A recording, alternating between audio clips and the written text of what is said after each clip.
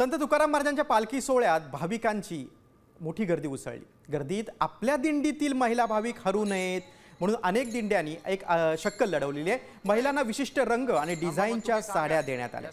त्या रोज त्याच साड्या परिधान करतात, त्यामुळे दिंडीची शिस्त आणि ओळख राखण्यास मदत होते। याचा आढावा घेतला आमचे प्रतिनिधी अक्षय बडवे यांनी।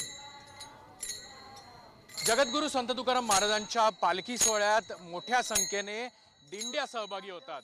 या दिंड्यांमध्ये मोठ्या प्रमाणावर महिला सुद्धा असतात, पण आपल्या दिंडीमधला सदस्य हरवू नये म्हणून अनेक दिंड्यांकडनं आता एक विशिष्ट प्रकारच्या साड्या किंवा पोशाख जो आहे तो दिला गेलेला आहे।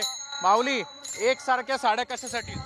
एकसारख्या साड्या जरा आकर्षक त्याच्याकडं आम्ही दिल्या साड्या, आणि एक महिलांची कुठे चुकाव व्हावं नाही। हां, कुठं गर्दी जास्त असते ना, कुठं चुकावं नाही, महिला एकत्र राहावा आणि महिला ओळखावं कुठे चुकल्या तरी, त्याच्याकरता साड्या।